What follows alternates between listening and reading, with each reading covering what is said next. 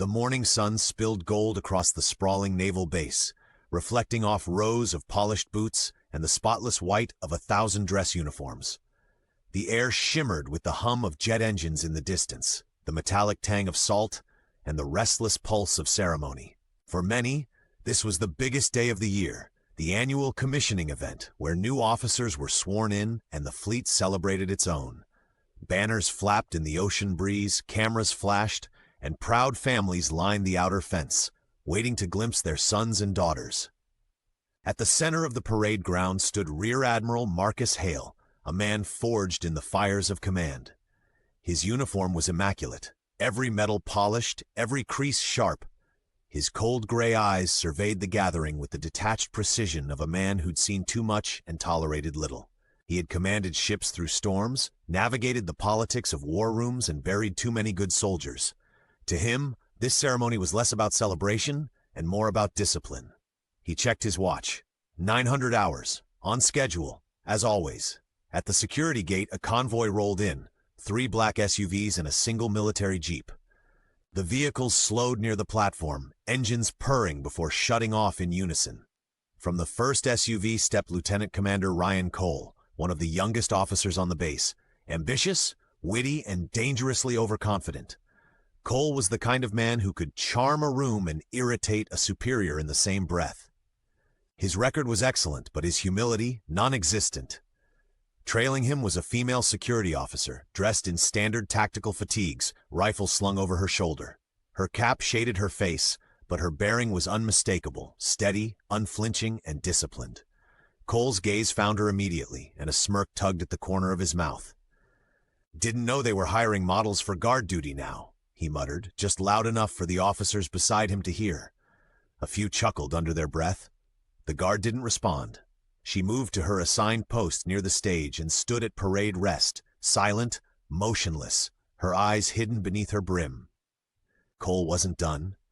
"Bet she's never even fired that rifle," he murmured again. "Must have charmed her way into the uniform." One of the other lieutenants shot him a warning look. "Careful, Ryan. You don't know who she is." Cole snorted softly. "She's a guard, not a general. Relax." Up on the platform, Admiral Hale's gaze flicked toward the scene. He didn't speak, but his expression hardened slightly. He'd seen arrogance before. It never ended well. The band struck up a military march as the ceremony began. Officers saluted, dignitaries gave speeches, and the base commander spoke about honor, legacy, and service. The female guard remained still through it all, her presence quiet, unassuming, yet somehow commanding. And then the air shifted. A low, distant hum began to grow louder, rhythmic, mechanical, thunderous. The crowd turned their heads upward. 2 Black Hawk helicopters appeared on the horizon, their blades slicing through the sky.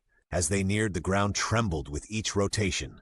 Dust swirled, flags snapped violently in the wind. Admiral Hale's expression changed. He knew that sound and who it belonged to. The announcer's voice boomed over the loudspeakers. "Attention personnel, SEAL Special Operations Unit 11 arriving for joint recognition briefing." A murmur rippled through the ranks. SEAL Unit 11, legends among soldiers, ghosts who moved in silence and left only results behind.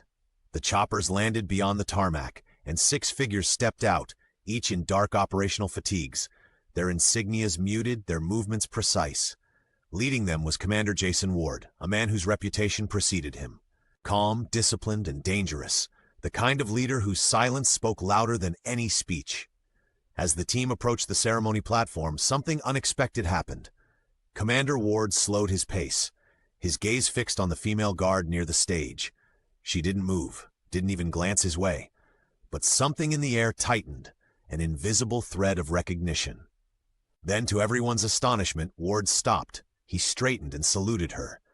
The 5 SEALs behind him followed in perfect unison, each one offering a crisp, respectful salute toward the silent guard. The entire parade ground froze. The band faltered mid-note. Murmurs erupted through the crowd. Admiral Hale's eyes narrowed. "What in God's name?" he whispered. Cole frowned, whispering to the officer beside him, "Are they saluting her?" The Admiral's aide leaned close. "Sir, they must recognize her from—" "From where?" Hale snapped. Then, and only then, the female guard moved. Slowly, she removed her cap. The wind caught her dark hair as she lifted her chin, a thin scar traced along her right temple, catching the sunlight like a badge of memory. Gasps rippled through the crowd. Hale's face hardened in shock. "Major Elena Rain," he said under his breath. Cole's heart nearly stopped. "Major?" Ward and his SEALs lowered their salutes. The commander stepped closer, stopping a few feet from her. "Ma'am," he said, his voice carrying the kind of respect reserved for few. "Didn't expect to see you here." Elena's tone was calm, quiet. "Just observing, Commander. Don't let me interrupt." Cole stood frozen, color draining from his face. Admiral Hale turned sharply toward him. "Lieutenant Commander Cole," he said icily, "meet Major Elena Rain, decorated combat strategist, lead operative in Operation Tempest Strike. She coordinated the extraction that saved Commander Ward's entire unit 2 years ago. The same mission that kept this base from losing half its special forces." The words hit like artillery. Cole's jaw tightened. He looked down, his earlier smirk long gone. Hale's voice was cold steel. "She's not a guard, Cole. She's the reason those SEALs are still breathing." The silence that followed was suffocating. Even the wind seemed to still. Cole managed a shaky, "Sir, you didn't think." Hale cut him off sharply. "And that's exactly the problem." The ceremony had ended, but the tension still lingered like the echo of gunfire. The officers dispersed in silence, murmuring among themselves about what they had just witnessed. The mysterious female guard who wasn't just a guard, but a major once whispered about in special operations briefings. Rear Admiral Hale remained on the platform, hands clasped behind his back, eyes locked on Major Rain as she spoke briefly with Commander Ward. There was an unspoken respect between them, the kind that came only from shared blood and loss on foreign soil. Lieutenant Commander Cole stood several paces away, guilt sinking in like lead. His arrogance, that quick tongue, that thoughtless humor, had just detonated in front of the entire command. He tried to slip away quietly, but Admiral Hale's voice found him before he made it 3 steps. "Lieutenant Commander Cole," Hale said, not loud, not angry, just sharp enough to cut through the noise. Cole froze. "Sir, walk with me." They stepped aside from the crowd. Hale didn't look at him at first, only spoke. "You see that woman?" he said, nodding toward Rain. "She once led a rescue op in the Karis Range, deep in hostile territory, 48 hours cut off from reinforcements. Half her team was wounded. She carried them out herself, one by one." Cole stared ahead, jaw tight. "She's seen more combat than most of the men who command ships here," Hale continued. "And when she retired from field work, she didn't take a promotion, didn't chase comfort. She came here to serve in silence where she could teach by observation, not by title." Cole swallowed hard. "Sir, I had no idea." "That's the point," Hale replied, his tone flat. "You judged her by appearance. That's not leadership, Cole. That's ego." He turned toward him finally. "A uniform doesn't make a soldier. Character does. And you, son, just got a lesson you'll remember for the rest of your career." Cole didn't argue. He didn't try to defend himself. He just nodded slowly, shame burning through his pride. Hale exhaled, softening just slightly. "Consider this a mercy. Most officers wouldn't get to walk away from a mistake like that." With that, the Admiral left him standing there, alone in the echoing stillness of the parade ground. Hours later, the base was quieter. The sun had dropped low, the sky bleeding orange over the steel horizon. Cole wandered toward the far hangar bays, replaying every word in his mind. He wasn't used to regret, but now it weighed on him heavier than any medal he'd ever worn. He spotted her again, Major Rain, standing near the edge of the runway, watching the sunset paint the ocean gold. Her posture was relaxed now, hands clasped behind her back, gaze distant. He hesitated before approaching. "Major?" he said quietly. She didn't turn. "Lieutenant Commander." Her tone wasn't harsh, just steady, neutral. "I wanted to apologize," he said, "for earlier, for my words. They were disrespectful." Rain's eyes stayed on the horizon. "You don't owe me an apology, Commander, but you owe yourself honesty." Cole frowned slightly. "Honesty?" "You mocked what you didn't understand," she said. "That's not new in this world, but understanding takes effort, and most people would rather talk than learn." He nodded slowly. "You're right." She turned then, really looked at him. There was no anger in her face, just a calm strength that came from surviving too much. "You're a good officer, Cole," she said quietly. "But good isn't enough. Respect isn't something you demand because of rank. It's something you earn when no one's watching." He dropped his gaze. I understand that now. She studied him for a moment longer, then gave a faint nod. Good. He hesitated, then asked, Why the guard duty, Major? Why stand out there all day when you could be sitting on the review stand? Her answer was simple, but it hit harder than anything he'd heard all day. Because you see people differently when they don't know you outrank them, she said. It reminds me who I used to be and who I never want to become. She adjusted her cap and turned to leave. But before she walked away, she added quietly, Learn from it, Commander. The uniform doesn't define you. Your choices do. And then she was gone, her figure fading into the dimming light like a ghost of discipline and grace. Cole stood there long after, the words echoing in his mind. For the first time in years, he didn't feel like an officer. He felt like a student again. In the next section, the story jumps forward a few weeks, where Major Rain tests Cole's growth during a surprise training operation that forces him to prove everything he's learned. 3 weeks passed. Naval Station Everstead had returned to its usual rhythm. Drills at dawn, briefings at noon, the hum of engines and the shuffle of boots echoing through hangars and corridors. But something beneath the surface had changed. Everywhere Lieutenant Commander Cole went, whispers followed. Not about him, but about her. Major Rain, the quiet guard who turned out to be a legend. And though she never spoke of that day again, her presence had grown heavier, like gravity itself. People stood a little straighter when she passed. Even senior officers lowered their voices. Cole, meanwhile, was different. He had stopped leading with ego. He listened more, watched more. He even volunteered for ground security rotations, something most officers saw as grunt work. He didn't know it yet, but Rain was watching him too. It was late on a Thursday when the test came. Cole was running night inspection along the western pier. The air was cold and heavy with salt. Half the base lights were dimmed for maintenance, giving the compound an eerie, half-asleep feel. Then came the alarm. A single tone. Low, urgent, not a drill. Cole's radio crackled. Security breach, Hangar 12, possible infiltration. All available units respond. Cole sprinted toward the sound. As he turned the corner near the maintenance yard, he saw 2 guards pinned behind a concrete barrier. Beyond them, movement. Figures in tactical black weaving between shadows.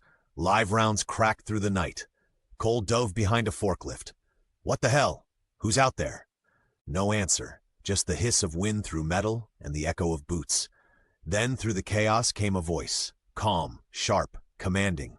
Hold fire, check your flanks, they're probing response time. He recognized it instantly. Major Rain? She emerged from the darkness, dressed in base fatigues, weapons slung low, movements precise and silent.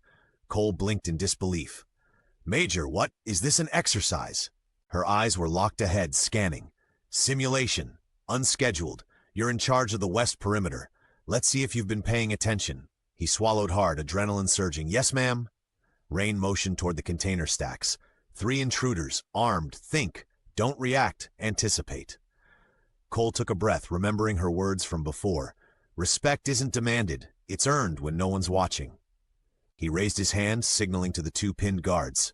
Shift left on my mark. I'll cover. Rain said nothing, but a small glint of approval flickered in her eyes. Cole moved fast, darting between cover points, issuing quiet, deliberate orders.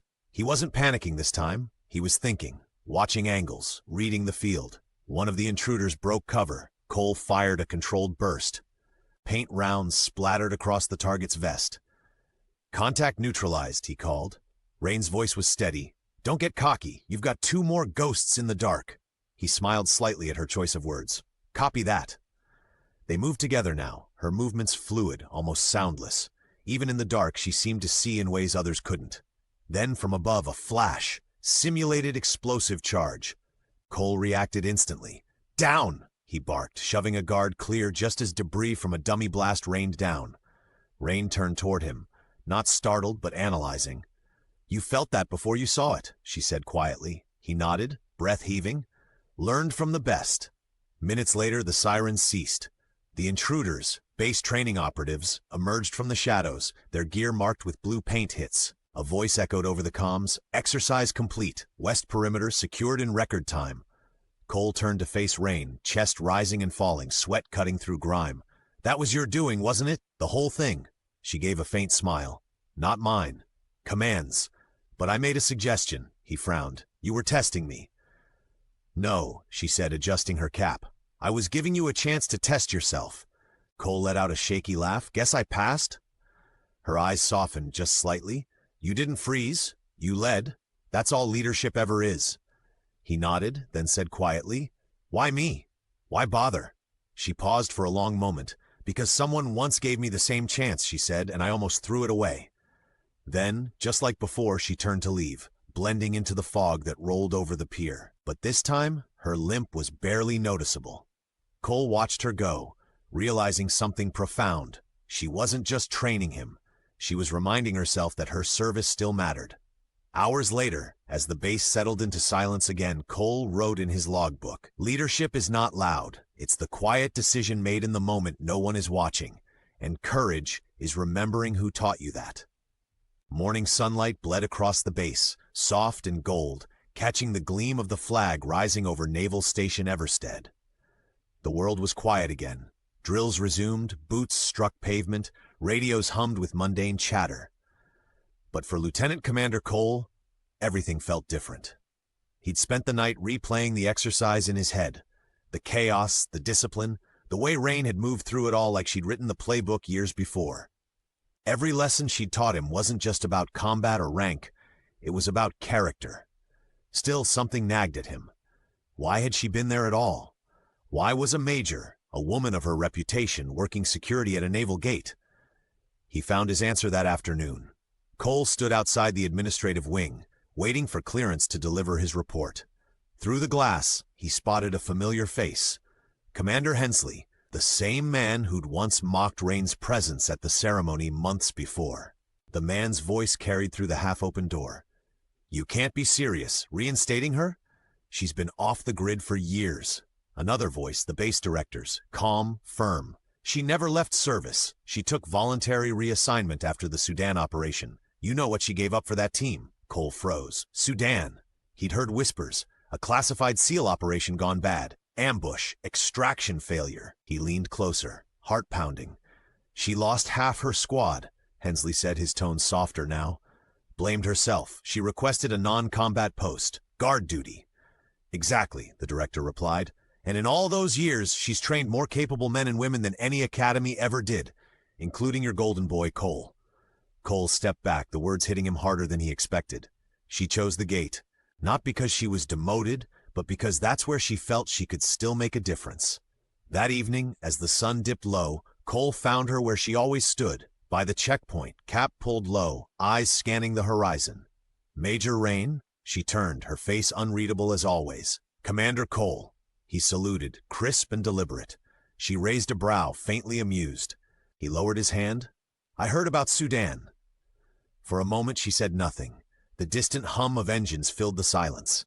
Then she sighed. War leaves marks you don't always see. Sometimes the ones you do are easier to live with. Cole nodded. But you stayed. Rain's eyes flicked toward the gate. Someone has to guard the doors while others chase glory. He smiled. You've done more than that. You built soldiers. A ghost of a smile touched her lips. That's generous, Commander. I just remind people who they already are. He hesitated, then extended his hand. For what it's worth, thank you, for everything.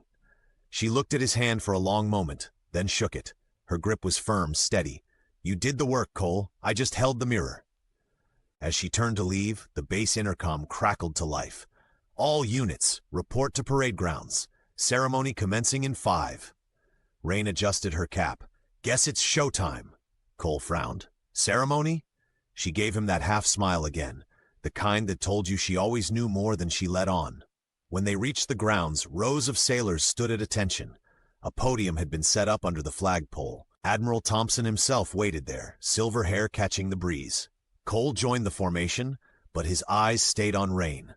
The Admiral's voice boomed. Today we honor a quiet warrior, a woman whose service redefined leadership and humility. Murmurs rippled through the crowd. Major Evelyn Rain, the Admiral continued, for exemplary valor, mentorship, and continued service to the United States Navy, you are hereby awarded the Distinguished Service Cross. Applause erupted. Cole felt his throat tighten as Rain stepped forward. The medal glinted in the sunlight as the Admiral pinned it to her uniform. She didn't smile. She didn't cry. She just stood, steady, dignified, the very embodiment of grace under fire. When the ceremony ended, she approached Cole quietly, metal still gleaming. "You see, Commander," she said softly, "some things aren't about redemption. They're about remembering why we serve." Cole nodded. "And I won't forget that, Major." She looked out toward the horizon where the sea met the sky. "Good, because someday you'll have your own recruit to mock, and then to learn from." They shared a quiet laugh. Then, with that same steady gait, she walked back toward the gate, the place she'd chosen to stand guard, not out of punishment, but out of pride. He mocked her once, a woman he thought beneath him. But in her silence, she carried more honor than any rank could measure. She taught him that strength doesn't always shout. Sometimes it simply stands watch, while the world forgets who keeps it safe.